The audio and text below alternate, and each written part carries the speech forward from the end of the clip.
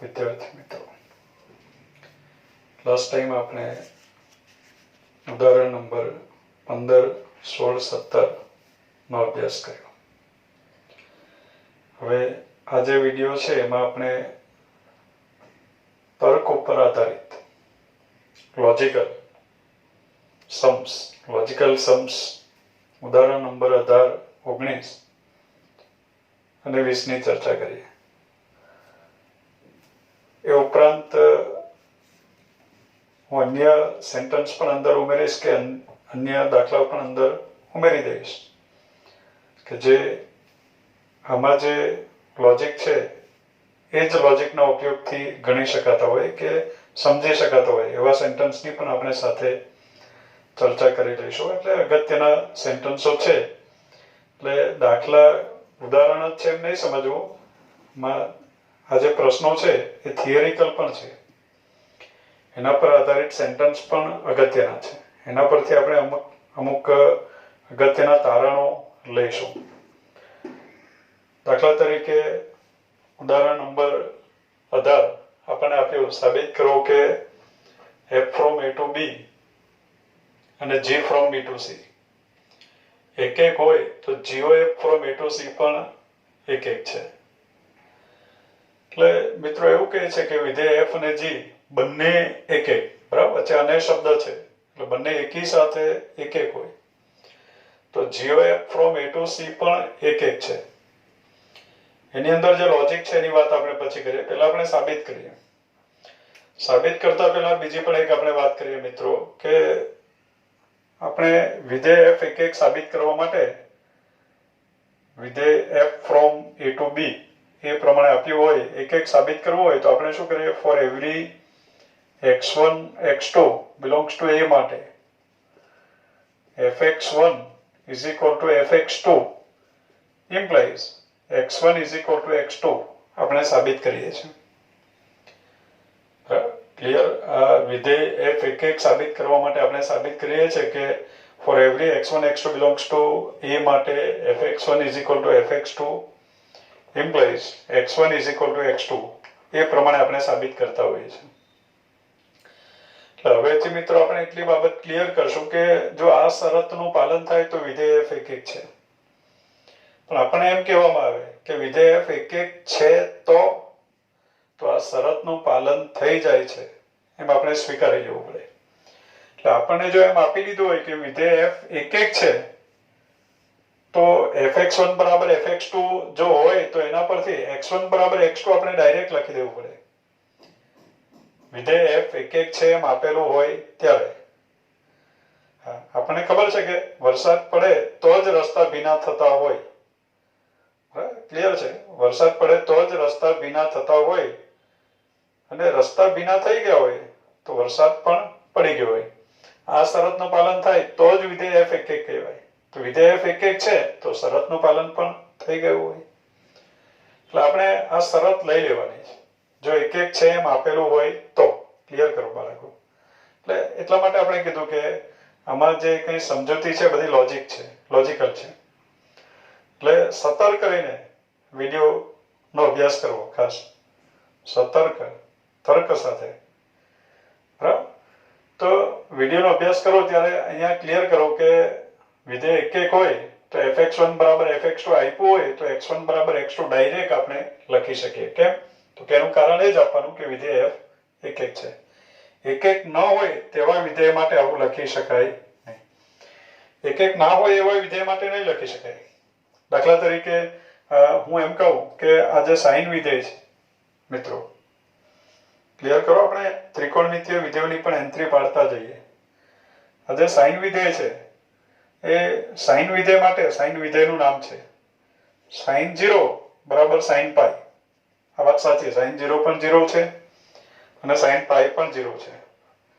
પણ 0 બરાબર π એવું લખી શકાતું નથી.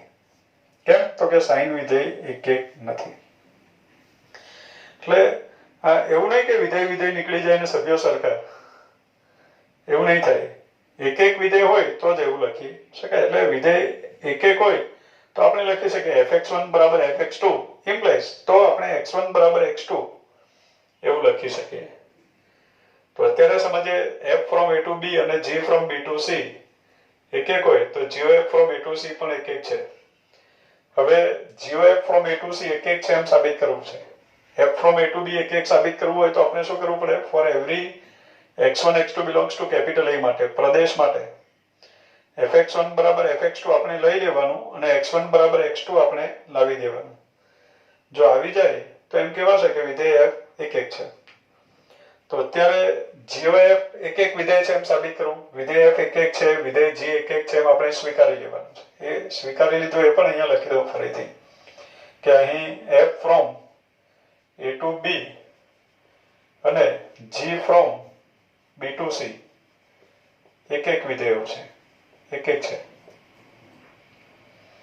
હવે gof from a to c એક એક છે એમ આપણે સાબિત કરવું. તો gof from a to c એક એક છે એમ સાબિત કરવા માટે આપણે શરૂઆત કરીએ for every x1 x2 belongs to capital A માટે. For every x1 x2 belongs to f એક એક છે એમ સાબિત કરવું હોય તો આ પ્રમાણે પ્રદેશના સભ્યો લઈને શરૂઆત કરવી પડે.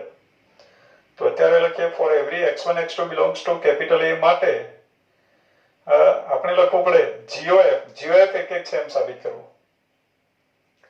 તો gof of x1 is equal to gof of x2 આપણે લઈ લેવાનું છે.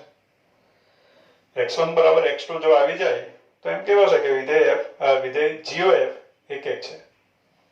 એટલે આપણે x1 બરાબર x2 લાવવાનું છે.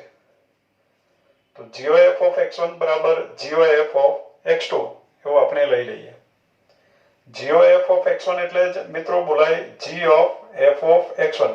આ વ્યાખ્યા આપણે સમજ્યા છે બરાબર. gof of x2 એટલે g of f of x2 આ પ્રમાણે લખાશે. હવે મિત્રો અત્યારે જ આપણે ચર્ચા કરી કે જો વિધેય એક એક હોય fx1 બરાબર fx2 ઇમેજ સમાન હોય તો સભ્ય સમાન. વિધેય ના લખો તો ચાલે. તો અત્યારે મિત્રો g વિધેય એક એક છે એટલે અહીંયા g ના લખીએ તો ચાલશે. આ બે સભ્યો છે, સભ્યોની ઇમેજ સમાન છે તો સભ્યો સમાન. અત્યારે સભ્ય કોણ છે? fx1 અને fx2 છે. એટલે g એક એક છે માટે આપણે લખી શકીએ f of x1 is equal to f of x2 આ પ્રમાણે લખી શકાય. બાજુમાં કારણ લખીએ કારણ કે g એક એક વિધેય છે. g એક એક છે માટે આવું લખી શકાય. હવે મિત્રો સમજી ગયા હોય કે હવે x1 બરાબર x2 પણ લખી શકાય. કેમ? તો કે f પણ એક એક છે તો f પણ કાઢી નાખીએ આપણે. એટલે implies x1 is equal to x2 કારણ કે વિધેય f એક એક છે. તો મિત્રો સાબિત થઈ ગયું કે એના પ્રત્યેક સભ્ય માટે for every x1 x2 belongs to capital A માટે gof of x1 is equal to gof of x2 implies x1 is equal to x2 આવી ગયું. માટે આપણે કહી શકીએ માટે gof એક એક વિધેય છે. gof એક એક વિધેય છે. એટલે મિત્રો ખાસ અગત્યનું એક એક વિધેય છે એમ સાબિત કરવું તો સરળ છે બાળકો, પણ અહીંયા આનું જે કન્ક્લુઝન છે આપણે લેવાનું છે કે f અને g બંને એક એક હોય તો gof from a to c પણ એક એક છે. એનો મિનિંગ એવો થયો કે f અને g બંને એક એક થવા માટે ક્લિયર કરજો, આ સમજો બરાબર કે f અને g બંને એક એક થવા માટે gof એક એક થવું જરૂરી છે એમ કહેવાય. f અને g બંને એક એક થવા માટે મિત્રો અહીંયા ફરી આપણે બીજી એક ચર્ચા કરું છું. આપણે કીધું વિડિયો લોજિકલ છે. આપણે આપ્યું હોય જો p તો q આ પ્રમાણે પ્રેરણ આપ્યું હોય જો p તો q તો એ પ્રેરણનો મિનિંગ એવો થાય કે p હોવા માટે q થવું આવશ્યક છે. p હોવા માટે q થવું આવશ્યક છે. દાખલા તરીકે જો પૃથ્વી પર અથવા ચંદ્ર પર એવું લખી દે, જો ચંદ્ર પર જીવન હોય તો ત્યાં ઓક્સિજન હોય. જો પૃથ્વી પર જીવન હોય તો ત્યાં ઓક્સિજન હોય. એટલે એનો મિનિંગ એવો થયો કે જીવન હોવા માટે ઓક્સિજન હોવો જરૂરી છે. જો પી તો ક્યુ. પી હોવા માટે ક્યુ જરૂરી છે. મીન્સ કે જીવન હોવા માટે ઓક્સિજન હોવો જરૂરી છે. દાખલા તરીકે હું એમ કહું કે જો નિશાંત પાસ થાય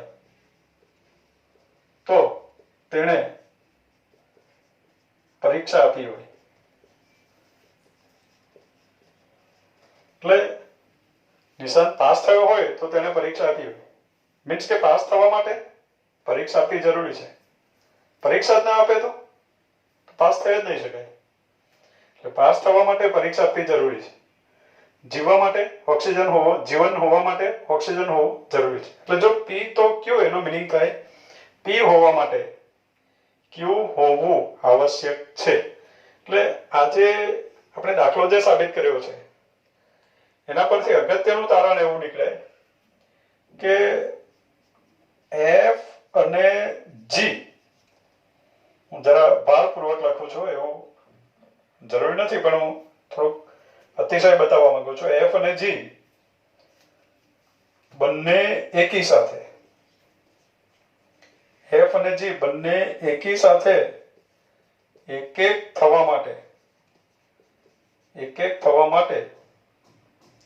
જીઓ એફ એક એક થાય તે જરૂરી છે. આ સેન્ટેન્સ લખી રાખજો મિત્રો. બધા લોજિકલ સેન્ટેન્સ આપણે બનાવશું જેમ જેમ દાખલો આવશે તો એ લોજિકલ સેન્ટેન્સ લખતા રહેજો કે એફ અને જી બંને એકી સાથે એક એક થવા માટે જીઓ એફ એક એક થાય તે જરૂરી છે. એટલે એનો મિનિંગ એવો થયો કે એફ અને જી એક એક થવા માટે જીઓ એફ એક એક થાય તે જરૂરી છે. એટલે જીઓ એફ એક એક ન થાય તો એફ અને જી બંને એકી સાથે એક એક હોય જ નહીં શકે. ઓક્સિજન ના હોય તો જીવન શક્ય જ નથી. પરીક્ષા ના આપે તો પાસ થવાય જ નહીં. તો જીઓ એફ એક એક ન હોય તો એફ અને જી બંને એકી સાથે એક એક હોઈ શકે નહીં. એટલે એ પણ હું લખી રાખું, એ અર્થઘટન પણ લખી રાખું. આમાં જ આવી ગયું એ પણ છતાં પણ એનું અર્થઘટન પાછું લખું છું કે જીઓ એફ એક એક ન હોય તો એફ અને જી બંને એકી સાથે એક એક હોઈ શકે નહીં. એક એક હોઈ શકે નહીં. કેમ તો કે જીઓ એફ એક એક થવું જરૂરી છે. જીઓ એફ જ એક એક ન હોય તો એફ અને જી બંને એકી સાથે એક એક હોઈ શકે નહીં. આ વસ્તુ ક્લિયર કરજો. પણ જીઓ એફ એક એક હોય તો એટલે મિત્રો આ આવશ્યક છે. પર્યાપ્તની હજુ વાત નથી કરી. એના માટે આગળનું ઉદાહરણ લઈએ. હા, જો એ પર્યાપ્ત પણ હોય તો એમ કહેવાય કે જીઓ એફ એક એક થાય એ બંને એક એક થવા માટે પૂરતું છે. પણ અત્યારે પૂરતુંની વાત નથી કરી, ફક્ત આવશ્યક. આવશ્યકનો મિનિંગ થાય એ ન હોય, જીઓ એફ એક એક ન હોય તો આ બંને એકી સાથે એક એક ના થાય. પણ એ હોય તો બંને એકી સાથે એક એક થાય એમ ત્યારે જ કહેવાય જો એ પૂરતું હોય તો. દાખલા તરીકે ચંદ્ર પર જીવન હોય તો ત્યાં ઓક્સિજન હોય, પણ ઓક્સિજન આવશ્યક છે, પર્યાપ્ત નથી. ઓક્સિજન હોય તો જીવન હોય જ એવું જરૂરી નથી. ઘણી એવી જગ્યા હશે કે જ્યાં ઓક્સિજન હશે પણ જીવન નહીં હશે. ઘણું બધું જોઈએ જીવન માટે. તો મિત્રો ખાસ ધ્યાનમાં રાખજો કે આ જીઓ એફ એક એક ન હોય તો એફ અને જી બંને એકી સાથે એક એક હોઈ શકે નહીં. પણ એક એક હોય તો એફ અને જી બંને એકી સાથે એક એક હોય જ શકે એમ કહી શકાય નહીં. હજુ આપણે આગળનું ઉદાહરણ સમજીએ એટલે વધારે ક્લિયર થશે. મિત્રો આપણે 18મું ઉદાહરણ સમજ્યા પછી અહીંયા મેં લખ્યું છે 20મું ઉદાહરણ કે જેથી આપણું જે ટોપિક છે એ જ આગળ આપણે ચલાવી શકીએ, કારણ કે 19મા ઉદાહરણમાં બીજી ચર્ચા છે. તો અહીંયા આપણે એવું કહે છે કે એવા બે વિધેયોનો વિચાર કરવો. પ્રશ્નમાં જે સૂચના આપી છે એની સાથે બહુ મને આ બધી સૂચના યોગ્ય નથી લાગતી. એમાંથી જે સમજવાનું છે એની આપણે ચર્ચા કરીએ. તો વિધેયોનો વિચાર કરો જેથી જીઓ એફ વ્યાખ્યાયિત હોય અને એક એક હોય. શું એફ અને જી બંને એક એક હોય તે જરૂરી છે? એટલે આપણે એફ અને જી બે વિધેય આપણે વિચારવાના છે, મીન્સ કે બનાવવાના છે. એફ અને જી વિધેય આપણે લેવાના છે કે જેથી જીઓ એફ વ્યાખ્યાયિત થવું જોઈએ, જીઓ એફ આપણને મળવું જોઈએ અને જીઓ એફ એક એક પણ થવું જોઈએ. પછી પ્રશ્ન છે કે એફ અને જી બંને એક એક હોય તે જરૂરી છે? એટલે ખરેખર આપણે એવું કહે છે કે એવું ઉદાહરણ આપણે બનાવવાનું છે કે જેથી જેમાં જીઓ એફ તો એક એક હોય પણ એફ અને જી બંને એક એક હોય તે જરૂરી નથી.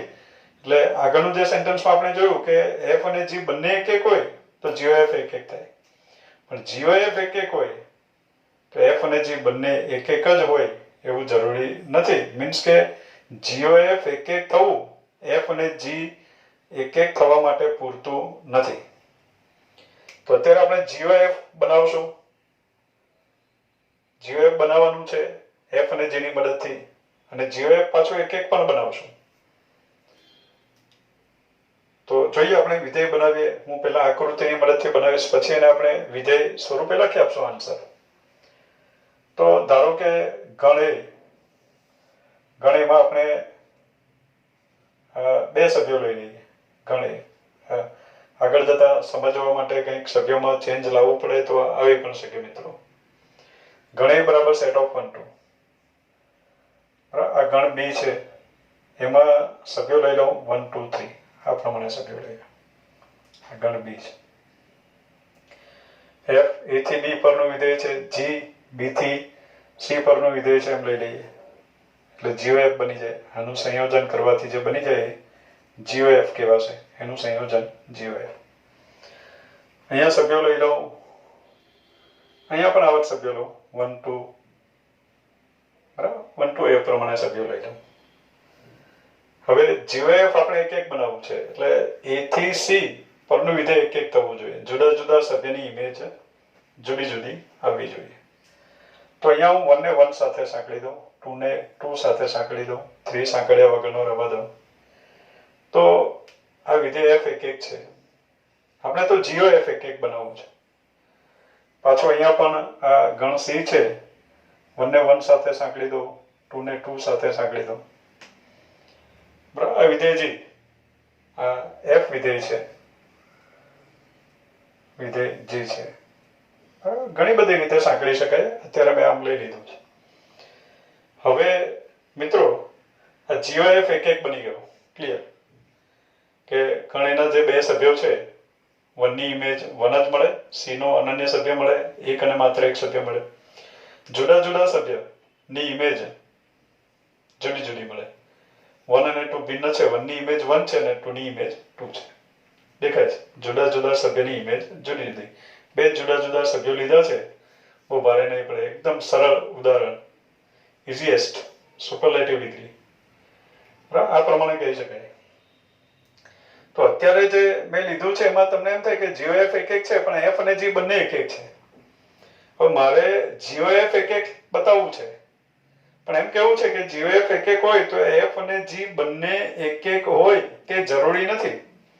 એટલે મારે ના પાડવા માટે બંને એક એક હોય એવું જરૂરી નથી એમ કહેવા માટે એક એવું ઉદાહરણ આપવું જોઈએ કે એમાં જીઓ એફ તો એક એક થઈ જાય.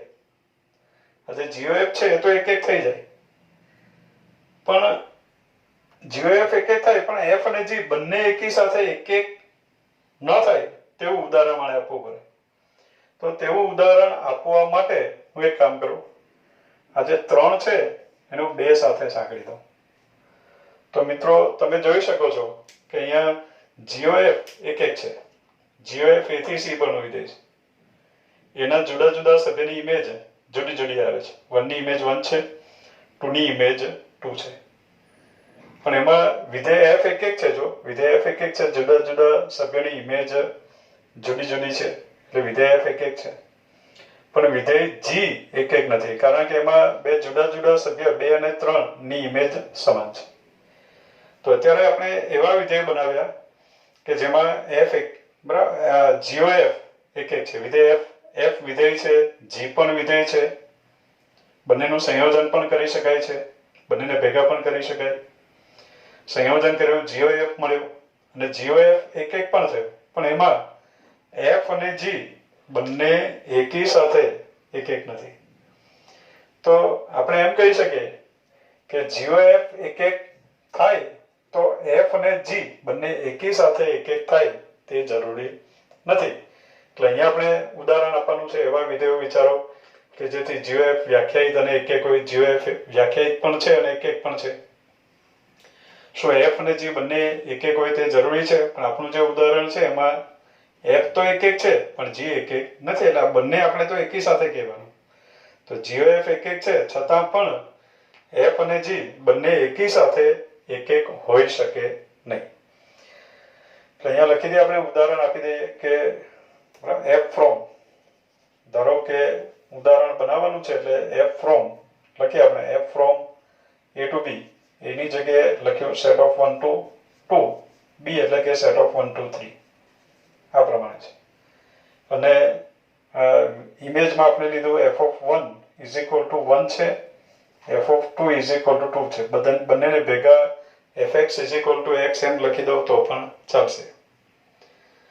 વિધેય g ની વાત કરીએ તો g આપણે લીધું g from set of 1 to 3 to set of 1 to, આ પ્રમાણે g લીધું.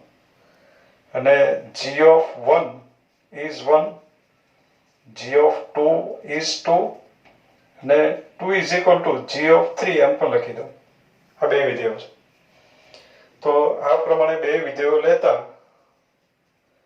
GOF શું બન્યું? GOF from 1 to, બંનેના f નો સહપ્રદેશ અને g નો પ્રદેશ સમાન છે એટલે એનું સંયોજન કરી શકીએ. સંયોજન કેવું મળે?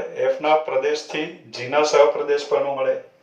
એટલે GOF from set of 1 to 2 set of 1 2 મળ્યો. અને GOF of 1 is equal to 1 આવ્યો. GOF of 2 is equal to 2 મળે છે. અત્યારે આ વિધેય મળે છે.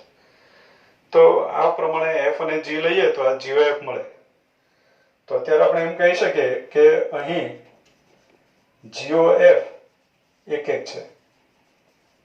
GOF એક એક છે પણ શું થયું? f તો એક એક લીધું છે પણ g એક એક નથી. પણ g એક એક નથી. g એક એક નથી. એટલે કે f અને g બંને એકી સાથે, હવે એક એક નથી એટલે બંને એકી સાથેની વાત કરવી છે. એટલે એકાદ પણ એક એક ન હોય તો બંને એકી સાથે તો એક એક ન જ કહેવાય. એટલે g એક એક નથી એટલે કે f અને g બંને એકી સાથે એક એક નથી. એટલે મિત્રો આગળનું જે ઉદાહરણ છે આમાં આપણે એવું કીધું કે f અને g બંને એક એક હોય તો GOF એક એક થાય. મીન્સ કે GOF એક એક થવા માટે f અને g બંને એક એક થવા માટે GOF એક એક થાય તે જરૂરી છે. આ પ્રમાણે વાત કરી કે f અને g બંને એક એક થવા માટે GOF એક એક થાય તે જરૂરી છે. પણ હવે સાબિત થયું કે GOF, એનો મિનિંગ એવો થયો કે GOF એક એક ન હોય તો f અને g બંને એકી સાથે એક એક હોઈ શકે નહીં. પણ GOF એક એક હોય તો f અને g બંને એકી સાથે એક એક જ હોય એમ પણ નહીં કહી શકાય. એટલે આ જરૂરી છે એના પરથી ફક્ત એટલું કહી શકાય કે આ ન હોય તો આ નહીં થાય, પણ આ હોય તો આ થાય જ એમ કહી શકાય નહીં. એટલે અત્યારે GOF એક એક થાય, GOF એક એક હોય તો f અને g બંને એકી સાથે એક એક હોય તે જરૂરી નથી. મિત્રો ક્લિયર કરો લોજિકલી. પાછી આપણે વાત કરીએ કે f અને g બંને એક એક થવા માટે GOF એક એક થવું જરૂરી છે. મીન્સ જીઓ એફ એક એક ન હોય તો એફ અને જી બંને એકી સાથે એક એક છે એમ કહી શકાય નહીં. પણ જીઓ એફ એક એક હોય તો બંને એકી સાથે એક એક છે એમ કહી શકાય નહીં. એક એક હોય તો એફ અને જી બંને એકી સાથે એક એક હોય તે જરૂર નથી. મીન્સ કે એક એક હોઈ પણ શકે અથવા ન પણ હોઈ શકે. એક એક હોઈ પણ શકે અથવા ન પણ હોઈ શકે મિત્રો. એટલે જીઓ એફ એક એક હોય તો એફ અને જી બંને એકી સાથે તો એક એક હોય જ એમ નહીં કહી શકાય. એક એક હોઈ શકે અથવા ન પણ હોઈ શકે. પણ ન હોય તો બંને એકી સાથે એક એક નથી એવું 100% કહી શકાય. એક બીજી બાબત આપણે ક્લિયર કરીએ મિત્રો, કે અહીંયા જે મેં ઉદાહરણ આપ્યું, તમે જુઓ જીઓ એફ ને મેં એક એક બનાવ્યું. એફ અને જી બંને એકી સાથે એક એક નથી. પણ એ સમજાવવા માટે મેં એફ ને તો એક એક જ રાખ્યું. આ જી જે વિધેય છે એ એક એક નથી. એટલે ડાઉટ ક્યાં છે? બંને એકી સાથે એક એક હોઈ શકે અથવા ન પણ હોઈ શકે. પ્રોબ્લેમ ક્યાં છે? તો કે જીમાં. જી વિશે કહી શકાય કે જી એક એક હોઈ શકે અથવા ન પણ હોઈ શકે. જો જી એક એક હશે તો બંને એક એક, અને જી એક એક ન હોય તો બંને એકી સાથે એક એક નથી એમ કહેવાશે. એટલે બીજી એક બાબત ક્લિયર કરાય કે જીઓ એફ એક એક હોય, જીઓ એફ એક એક તો એફ એક એક હોય જ 100%. એફ એક એક હોય જ. પણ જી એક એક હોઈ શકે અથવા ન પણ હોઈ શકે. આ બાબત ક્લિયર કરજો. એટલે જીઓ એફ એક એક હોય તો 100% એફ તો એક એક હોય જ. જી એક એક હોઈ શકે અથવા ન પણ હોઈ શકે. બરાબર? એવા પણ ઉદાહરણ બનાવી શકાય. અને અહીંયા એફ એક એક છે એમ સાબિત પણ કરી શકાય. જેમ આગળ આપણે જીઓ એફ એક એક સાબિત કર્યું એમ એફ ને પણ એક એક સાબિત કરી શકાય. એના દાખલાની આપણે ચર્ચા નથી કરતા. બહુ ચર્ચા કરશો તો આ વિડીયો ઘણો લાંબો થશે. હજુ આપણે બીજી ચર્ચા ઘણી કરવાની છે. એટલે અત્યારે આટલા સેન્ટન્સો આપણે કન્ક્લુઝનમાં લીધા. દાખલા ગણ્યા, ખાલી દાખલા ગણી નાખો એ પૂરતું નથી. દાખલા પરથી જે કન્ક્લુઝન નીકળે, જે તારણ નીકળે એ અગત્યના છે. આગળ મિત્રો આપણે દાખલા નંબર 19 ની વાત કરીએ. F from A to B અને G from B to C વ્યાપ્ત હોય તો સાબિત કરો કે G o F from A to C પણ વ્યાપ્ત છે. મિત્રો આપણે વાત કરી લઈએ કે વ્યાપ્ત સાબિત કરવા માટે શું કરવું પડે. દાખલા તરીકે એફ ફ્રોમ એ ટુ બી વ્યાપ્ત છે એમ સાબિત કરવું હોય તો આપણે સાબિત કરી આપવું પડે for every y belongs to B માટે. For every y belongs to B માટે એક્સ બિલોંગ્સ ટુ એ મળે કે જેથી fx બરાબર y થાય. આ વિધાન આપણે સાબિત કરી આપવું પડે મિત્રો. જો આ વિધાન સાબિત થઈ જાય તો આપણે એમ કહી શકીએ કે વિધેય ફ્રોમ એ ટુ બી વ્યાપ્ત છે એમ કહી શકાય. તો અત્યારે g o F from A to C વ્યાપ્ત છે એમ આપણે સાબિત કરવું છે. અત્યારે એનો સભ્ય લેવાની વાત આવશે ત્યારે આપણે એક્સ લઈશું, બી ના સભ્યને વાય કહીશું, સી ના સભ્યને ઝેડ કહીશું. તો મિત્રો પહેલા સેન્ટેન્સ નક્કી કરી રાખો કે આપણે સાબિત શું કરવાનું છે.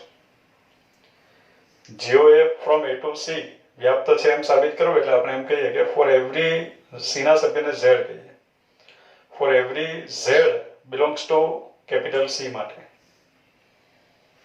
Four every z belongs to capital C માટે x બિલોંગ્સ ટુ એ મળે કે જેથી જીઓ એફ ઓફ x બરાબર ઝેડ થાય.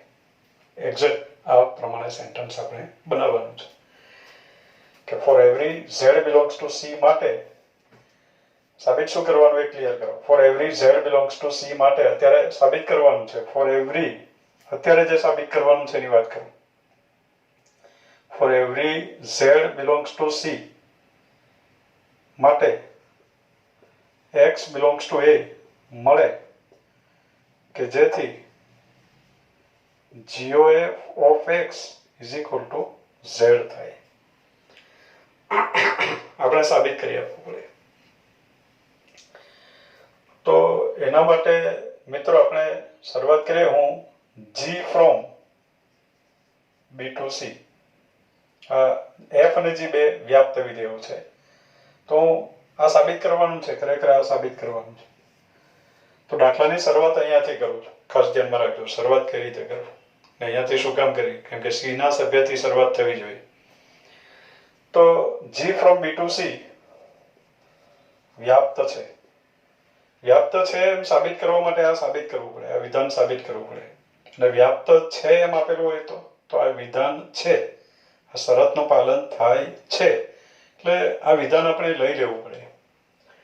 તો અત્યારે G from B to C વ્યાપ્ત છે. વ્યાપ્ત છે એનો મિનિંગ શું થયો? For every z belongs to C માટે, બરાબર, C ના પ્રત્યેક સભ્ય માટે, B ના સભ્યને y કહો, y બિલોંગ્સ ટુ B મળે કે જેથી G વ્યાપ્ત છે એટલે કે જેથી G ઓફ y બરાબર z થાય. આ વિધાન આપણે લખી શકીએ. વ્યાપ્ત છે તો વિધાન લખી દેવાનું. વ્યાપ્ત સાબિત કરવું હોય તો વિધાન આપણે સાબિત કરવું પડે, અને વ્યાપ્ત છે તો એ શરત આપણે લઈ લેવાની. તો G from B to C વ્યાપ્ત છે. વ્યાપ્ત છે માટે આપણે લખી શકીએ કે for every z belongs to C માટે y બિલોંગ્સ ટુ B મળે કે જેથી G ઓફ y બરાબર z થાય. અત્યારે થાય છે, લઈ લેવાનું. હવે મિત્રો બીજો સેન્ટેન્સ આપણી પાસે કે f from A to B એ પણ વ્યાપ્ત છે. f from A to B પણ વ્યાપ્ત છે. આજે શરત મળી, આજે પરિણામ મળ્યું, એને નંબર 1 પણ કહી શકીએ આપણે. હવે f from A to B વ્યાપ્ત છે તો એનું અર્થઘટન શું થશે? For every y belongs to B માટે, y બિલોંગ્સ ટુ B માટે x બિલોંગ્સ ટુ A મળે કે જેથી fx is equal to y થાય. અને કહી દઉં પરિણામ નંબર 2. વ્યાપ્ત છે તો B ના દરેક સભ્ય માટે એનો સભ્ય કોઈને કોઈ સભ્ય તો મળી જ આવે કે જેના ઉપર f એપ્લાય કરો તો B નો તે સભ્ય ઇમેજમાં મળે. એટલે G વ્યાપ્ત છે તો આ સેન્ટેન્સ લખી શકાય, f વ્યાપ્ત છે તો આ સેન્ટેન્સ લખી શકાય. હવે મિત્રો અહીંયા થયું શું? જો તો C ના પ્રત્યેક સભ્ય માટે B માં સભ્ય મળે, C ના પ્રત્યેક સભ્ય માટે B માં સભ્ય મળે y કે જેથી G ઓફ y બરાબર z થાય. અને B ના દરેક સભ્ય માટે એનો સભ્ય મળે, C ના દરેક સભ્ય માટે B માં કોઈને કોઈ સભ્ય મળે, અને B માં જે કંઈ સભ્ય કોઈને કોઈ તો મળે, અને એ કોઈને કોઈ મળે પણ B ના દરેક સભ્ય માટે એનો સભ્ય મળે છે, તો કોઈને કોઈ જે મળ્યો એના માટે પણ એનો સભ્ય તો મળશે જ. એટલે અહીંયા થયું શું? તો C ના પ્રત્યેક સભ્ય માટે B નો કોઈક સભ્ય મળે, પણ B ના પ્રત્યેક સભ્ય માટે તો એનો સભ્ય મળે છે. એટલે આપણે એમ કહી શકીએ કે C ના પ્રત્યેક સભ્ય માટે B નો જે સભ્ય મળે એના માટે એનો સભ્ય તો મળે જ છે. C ના પ્રત્યેક સભ્ય માટે B નો સભ્ય મળે, B ના પ્રત્યેક સભ્ય માટે એનો સભ્ય મળે, માટે આપણે એમ કહી શકીએ કે C ના પ્રત્યેક સભ્ય માટે એનો સભ્ય મળે. બંને સેન્ટેન્સને આપણે ભેગા કરીએ. Z બિલોંગ્સ ટુ C માટે y બિલોંગ્સ ટુ B મળે, અને every y belongs to B માટે x બિલોંગ્સ ટુ A મળે. તો આ બંને સેન્ટેન્સને આપણે ભેગા કરીને લખીએ 1 અને 2 પરથી. આ સેન્ટેન્સ બરાબર જોજો અને બંનેને ભેગા કરવાનો પ્રયત્ન કરજો. C ના પ્રત્યેક સભ્ય માટે B નો કોઈક સભ્ય મળે, B ના પ્રત્યેક સભ્ય માટે A નો કોઈક સભ્ય મળે, મીન્સ કે C ના પ્રત્યેક સભ્ય માટે A નો કોઈક સભ્ય તો મળી જ આવે. તો બંનેને ભેગા કરીને આપણે લખી શકીએ 1 અને 2 પરથી for every z belongs to C માટે, for every z belongs to C માટે ડાયરેક્ટ લખશું આપણે x બિલોંગ્સ ટુ A મળે કે જેથી. હવે કે જેથી પછી આ બંને શરત લઈ લઈએ, આ બંને થાય કે જેથી આ પણ થાય છે ને આ પણ થાય છે. તો for every z belongs to C માટે x બિલોંગ્સ ટુ A મળે કે જેથી અહીંયા હું લખી દઉં G ઓફ y બરાબર z થાય અને f ઓફ x બરાબર y થાય. બંને પરિણામો સાચા છે. બંને છે, આ પણ છે અને આ પણ છે, એટલે બંને વિધાન છે. બંને વિધાન છે તો બંને વિધાનને ભેગા કરીને છેલ્લે આટલું આપણે વિધાન લખી શકીએ કે સીના પ્રત્યેક સભ્ય માટે એનો સભ્ય મળે કે જેથી આ પણ થઈ શકે અને આ પણ થઈ શકે, બંને થાય, કારણ કે વચ્ચે અને શબ્દ છે. તો હવે fx બરાબર y થાય, y ની જગ્યાએ fx લખી શકાય. તો અહીંયા y ની જગ્યાએ fx લખી દઉં તો આપણને મળે g of f of x, fx ને y કહીએ બરાબર z, અને g of f of x એટલે જ આપણે બોલીએ g of x is equal to z. હવે મિત્રો વિધાન શું બન્યું જુઓ ફરીથી. હવે જે વિધાન છે એમાંથી અમુક જે રિઝલ્ટ મળ્યો એ જ લઈ લઉં કે for every z belongs to c માટે x belongs to a મળે કે જેથી આ બંને થાય, પણ બંને થાય તો પછી આ પરિણામ મળે છે લાસ્ટ, એટલે કે જેથી g of x બરાબર z થાય. તો એ સેન્ટેન્સ હું અહીંયા લખું, therefore for every z belongs to c માટે x belongs to a મળે કે જેથી g of x is equal to z થાય. તો મિત્રો આપણે જે આગળ વાત કરી હતી એ જ વિધાન આવી ગયું. For every z belongs to c માટે x belongs to a મળે કે જેથી g of x બરાબર z થાય. આવી ગયું. અને એટલું સેન્ટેન્સ આવી જાય એટલે આપણે કહી શકીએ કે GOF from a to c વ્યાપ્ત છે. માટે GOF from a to c વ્યાપ્ત છે. એટલે આ GOF from a to c વ્યાપ્ત છે એવું સાબિત થયું.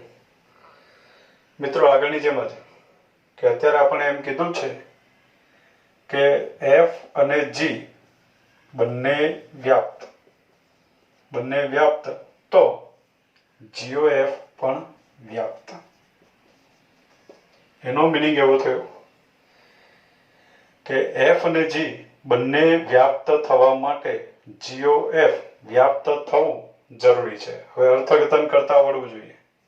તો અહીંયા લખી દઉં f અને g બંને વ્યાપ્ત થવા માટે GOF વ્યાપ્ત થવું જરૂરી છે. એનો મિનિંગ એવો થયો કે GOF વ્યાપ્ત થવું જરૂરી છે. એ ના હોય તો f અને g બંને એકી સાથે વ્યાપ્ત હોઈ શકે નહીં. એટલે એનો અર્થઘટન હું લખું કે GOF વ્યાપ્ત ન હોય તો f અને g બંને એકી સાથે, આ ખાસ ધ્યાનમાં રાખવું, એકી સાથેની વાત છે. બંને એકી સાથે વ્યાપ્ત થાય તે આ વ્યાપ્ત હોઈ શકે નહીં. જરૂરી છે મીન્સ કે એ ના હોય તો બંને એકી સાથે વ્યાપ્ત ન થાય. પણ GOF વ્યાપ્ત હોય તો એ પણ લખું, GOF વ્યાપ્ત હોય તો બંને એકી સાથે વ્યાપ્ત જ હોય એમ નહીં કહી શકાય.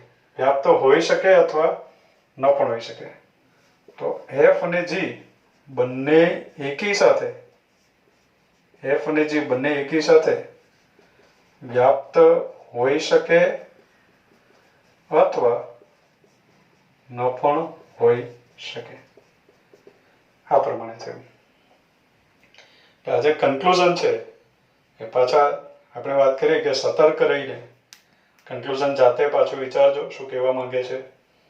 ઓકે, આપણે આગળના ઉદાહરણનો અભ્યાસ કરીએ.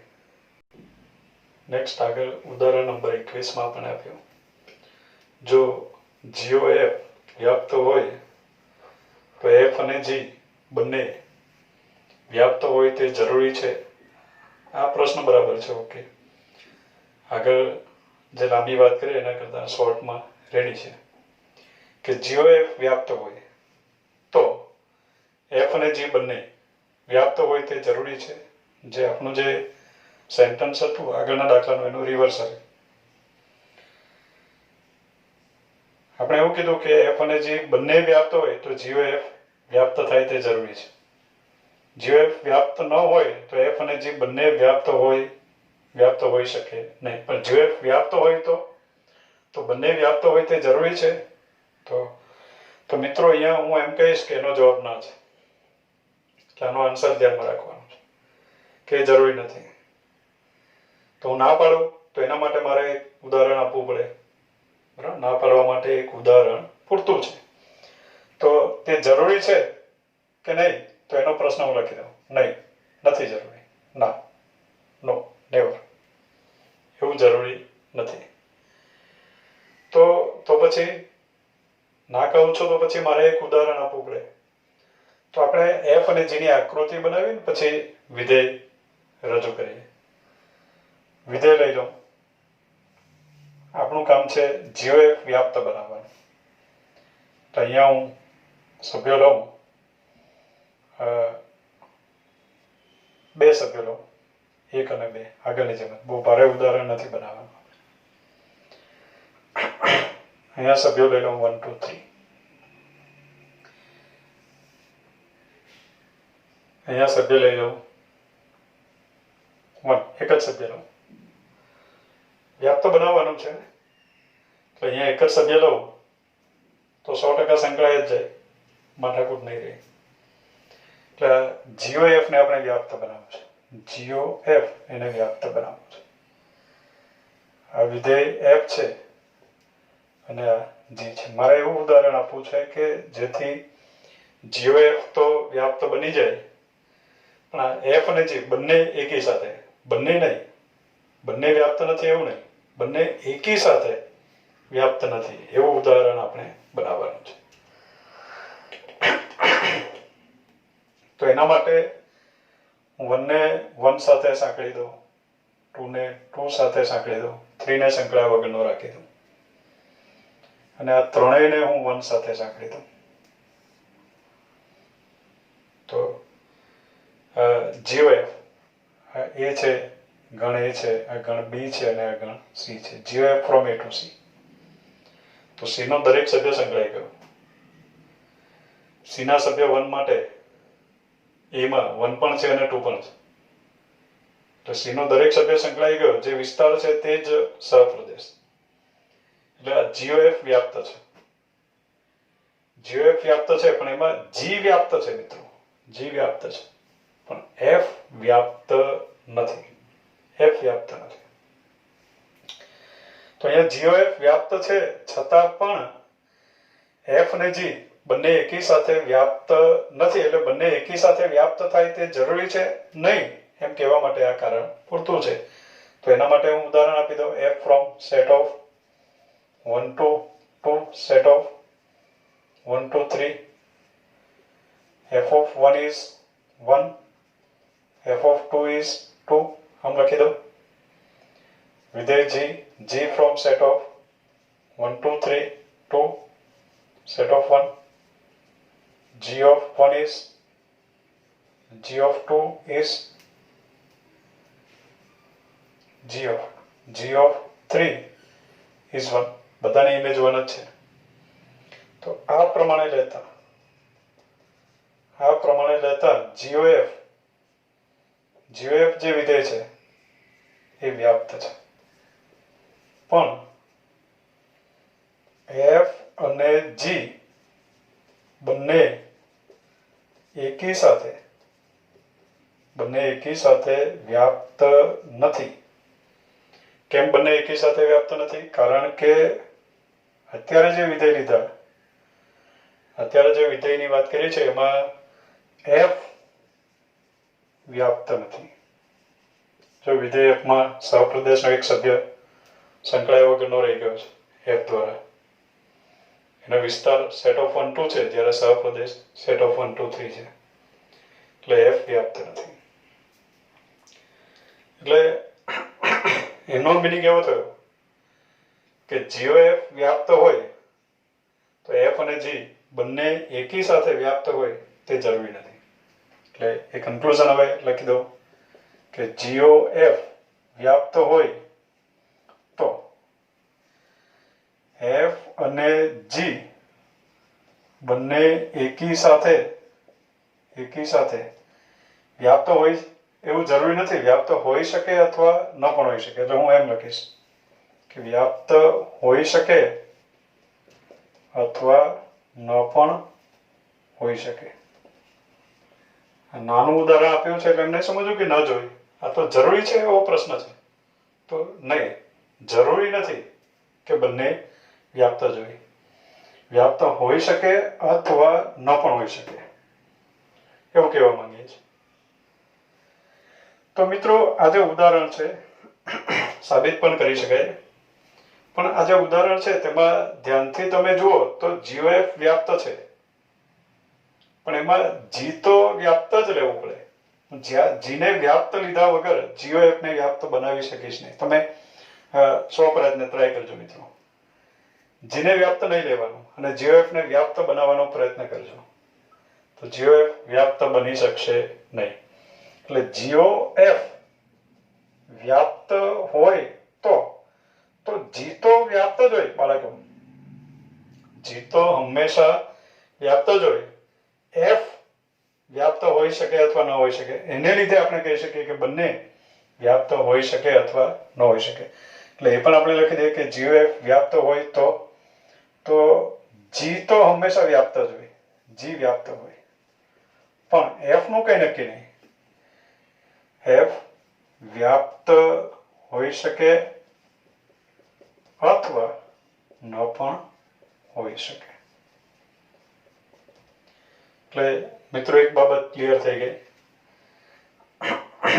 અત્યારે જે દાખલા ગણ્યા આપણે 19, 20, 21 અને 22માં પણ દાખલા આપણે ગણી જોઈ લીધો આપણે કે 18, 19, 20, 21 એ પ્રમાણે દાખલા જોયા. તો બધા દાખલા પરથી એટલું નક્કી થયું કે GOF એક ના હોય. તો F અને G બંને એકી સાથે એક હોઈ શકે નહીં, પણ GOF એક હોય તો બંને એકી સાથે એક હોઈ શકે અથવા ન પણ હોઈ શકે. હા, એટલું પાક્કું કે GOF એક હોય તો F તો એક હોય જ. F એક હોય જ. એટલે સમજો કે સંયોજન એક હોય તો જમણી બાજુ જે વિધેય લખ્યું છે, સંકેતમાં જે જમણી બાજુ લખ્યું છે નામમાં, તે સંયોજન કરો તો એ ડાબી બાજુ હોય, પેલું હોય. તો F જે છે એ તો એક હોય છે. G વિશે કંઈ કહી શકાય નહીં. એક હોઈ શકે અથવા ન પણ હોઈ શકે. એ જ પ્રમાણે GOF વ્યાપ્ત હોય, GOF વ્યાપ્ત હોય તો G તો વ્યાપ્ત જ હોય. અત્યારે જ વાત કરી, G તો વ્યાપ્ત જ હોય, પણ F નું કંઈ કહી શકાય નહીં. F વ્યાપ્ત હોઈ શકે અથવા ન પણ હોઈ શકે. જો F વ્યાપ્ત થઈ જાય તો બંને વ્યાપ્ત થઈ જાય, પણ F વિશે કંઈ કહી શકાય નહીં. એટલે મિત્રો આ જે વિડીયો છે એમાં ઉદાહરણ તો અગત્યના છે જ, પણ ઉદાહરણ પરથી જે આપણે લોજિક કીધું છે એ લોજિક ઘણું જ અગત્યનું છે. એને MCQ કે હેતુલક્ષી પ્રશ્નોમાં એનો સમાવેશ કરી શકાય અને એના આધારે બીજા બધા ઘણા બધા પ્રશ્નોના ઉત્તર આપી શકાય. એટલે અગત્યનું છે. વિડીયો વારંવાર જોઈને એને લોજિકલી તમે નક્કી કરજો. તમે પણ વિચારજો. જે લખો છો એ ફક્ત સાંભળીને, બોલું છો એ સાંભળીને જવા નહીં દેતા, નહીતર કંઈ ખ્યાલ આવશે નહીં. જાતે વિચારવું પડશે. એટલે અગત્યનું છે ઘણું. બસ આ જે વિડીયો છે એમાં આપણે આ 4 ઉદાહરણનો જ સમાવેશ કરીએ છીએ. ત્યાર પછી આપણે નેક્સ્ટ વિડીયોમાં પ્રતિવિધેયની વ્યાખ્યાની વાત કરશું. Okay, thank you.